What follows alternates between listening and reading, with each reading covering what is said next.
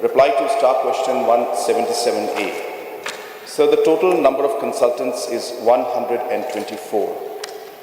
B. Sir, the total number of consultants currently appointed specifically for externally aided projects is 59. C. Sir, 22.56 crores.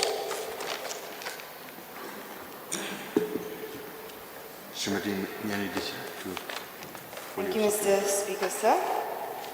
May I know from the Honorable Chief Minister the number of consultants in the course of his reply.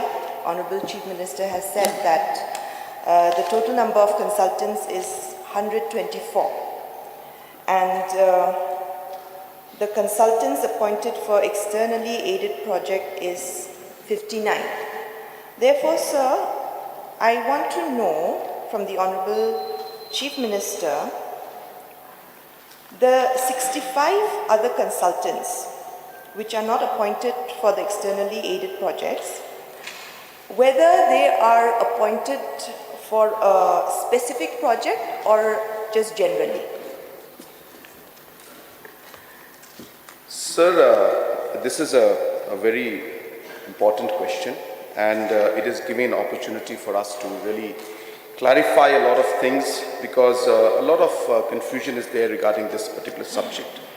So therefore, sir, to bring clarity to the House and to all the members, so the consultants, as you are aware, are basically, sir, experts, technical experts, who are brought into the system on a task basis, and therefore on a specific task they are brought in, and they are obviously, sir, in a way a contractual team that is brought in, and they are experts in their field. Sir, there are two sections where the consultants are required, and in both the cases, number one, in the centrally sponsored schemes of Government of India, and as well as in the EAPs. In both of these categories, so the consultants are mandated by the guidelines of the different departments in most cases, and in a lot of the cases we also have to use their expertise, because we would like to move much faster and get the expert advice. Replying to the specific question of the honorable member, so centrally sponsored schemes today, for example,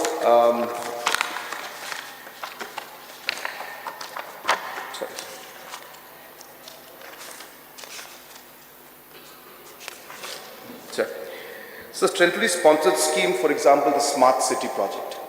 In the Smart City project, it is mandated that consultants have to be there. Similarly, sir, PMGSY, even there it is required to have consultants. So we had the Mega Food Park, that also required us to have consultants. So on and so forth, so there are many. Swadesh, a tourism project, it was required, sir. So therefore, apart from externally aided projects, a lot of the centrally sponsored schemes also are required to have consultants. So I also would like to bring to the notice of the House that to give an example of why this is very important to us.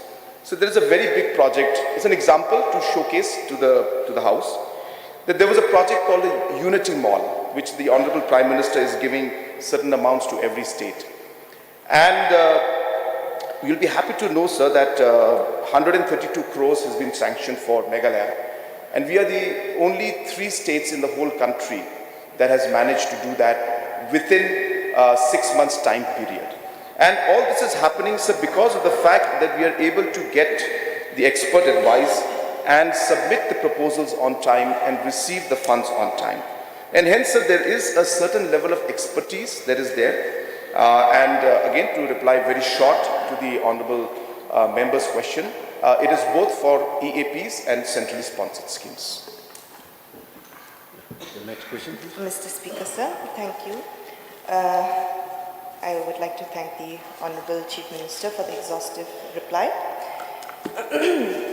However, sir, a little clarification.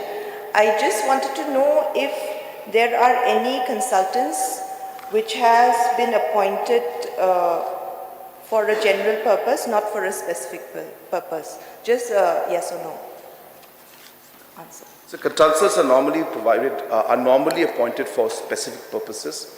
I would not be able to tell what the reference of the question is, but in general, it is normally for a specific purpose. Though there are cases where we empanel the consultants, and that empanelment process also is done in a very transparent manner. And in those cases, the empaneled consultants then can be used by specific departments for their use. So there is an empanelment process that's there, but normally there is the consultants are for a specific task and a specific project of the EAP or the centrally sponsored scheme. Mr. Speaker, sir, may I know from the Honorable Chief Minister whether the amount paid for the consultants are all the same or it's different? So the consultants are selected through a tendering process, and therefore in the tendering process, whoever gives us the best quality at the best price is selected. So therefore, the rates differ. Last question, please. Mr. Speaker, sir, may I know from the Honorable Chief Minister the total names, the detailed names of the consultants and the amount that are being paid to the consultants? I think it will be a lengthy reply, so it can be tabled. It can be tabled in the House, table of the House. So noted, sir. Yeah, Bahadur. So, sir, may I know from the Honorable Chief Minister, the amount being paid to all the consultants respectively is 22.56 crores. May I know for which period, sir, this amount is being paid? So this is the amount in the current financial year. So, okay, Bakarpran, please. Mr. Speaker, sir, I just want to know from the Honorable Chief Minister, said that the number of the consultant is 124, and another one is externally added project 59. So I just want to know how many of consultants from outside the state and how many from the state? So the consultants, of course, are selected in a very transparent manner, as mentioned, and the consultants are required for different purposes, and therefore the expertise are different. But since the Honourable Member has asked, the number is sort of 26 local, and the rest are at national level, which means large consultants who do large projects which require a certain level of expertise and certain turnover. Those are there. But in spite of that, so what is also important to note is that when these consultants come in, they are locally hiring a large number of local people out here. And these people then get an exposure to the expertise that are there and that actually become independent in nature in the time to come. So you're seeing a lot of capacity building also taking place in the last 5 years when consultants have come and trained our own people, and now they are moving forward. And obviously, sir, our local people also are benefiting, since the Honourable Member is indicating towards local consultants. But sir, to ask specifically to his answer to his question is 26. Bright, please. Or you want to continue? Please, please. So may I know from the Honorable Chief Minister, since he had stated that these consultant has been appointed as per the mandated guidelines based on the specific projects implemented in the state. So I know it will be lengthy for the Chief Minister to reply. I'll request him to place it in the floor of the House with regards to all projects where it is mandated to have these consultants as per the guidelines as you have already mentioned. Yes, sir.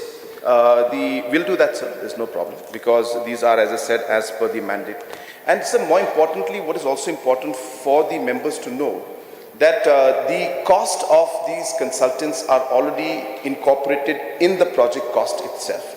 So today when we're doing, say, a smart city project, it is mandated to have a consultant, and that cost of that consultant is within the cost of the project. So there is no over and above cost to the state exchequer or from the taxes that we are getting or collecting from the central pool of the taxes that we get. So this is another important thing that the members should be aware about, that all the consultants in the projects is as per the guidelines, which is mandated, and the cost of that also is incorporated within that project cost.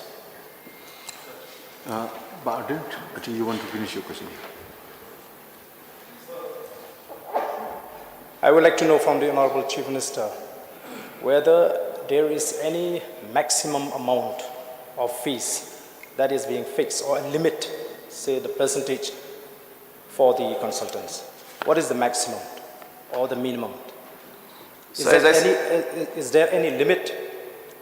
Sir, it's a tendering process, and as per the tendering process, whatever rates come out, as I said, we choose the best rates. I mean, is it fixed percentage-wise or the maximum? Sir, it depends on project to project. So normally every project has a certain administrative expenditure, which ranges anything between 1%, 2% to 3%. I don't have the exact numbers with me, but it is there within the cost of the project that there's an administrative expenditure portion is there, like PMGSY, a central government scheme, NHM, a central government scheme. All these, there are administrative expenditures within the cost which is incorporated, and it is defined, sir. So it depends on project to project. I don't have those numbers with me, but it is defined.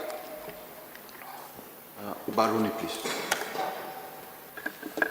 So in the course of the reply, the Honorable Chief Minister he said they are hiring local people. That's very good, sir. Yes, a lot of them have quite skills. Are officers also involved by the consultants while preparing the estimates of the projects? Why I say this is because we cannot keep hiring consultants all the time. If we can empower our own officers, staff, then maybe we can save a lot of money, or in fact, if it has to be paid, it can be paid to the officers of the line department or officers of the state.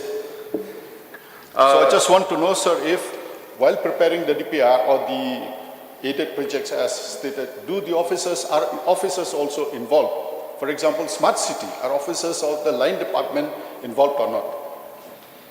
Sir, the officers are obviously involved.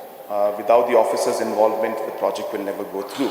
So it's very clear that the officers and the government officials, all of them are very much involved in the entire process.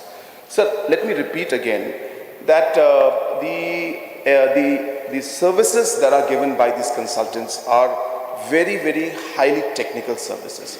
So obviously, sir, the services and the work that our officials and our people can do, we go ahead with that. But then two things. Number one, in most of the cases, Government of India and externally aided agencies, they mandate it. So therefore, we go with the mandate because it's required. So number two, as I said, the reason why it's mandated is because so three areas of very, very high level expertise is required. I'd like to just share it with the House. Number one, of course, the technical expertise. So today, for example, we need to put up the cable car that's going to go to the Shillong viewpoint. This is a highly technical work that needs to be done. We are working on putting up a glass extended bridge over Maukodok, and the research is going on. So this will be a glass bridge that will extend into the valley in Maukodok, so that the tourists can actually get a real feel of the entire valley rather than standing on the road and watching it.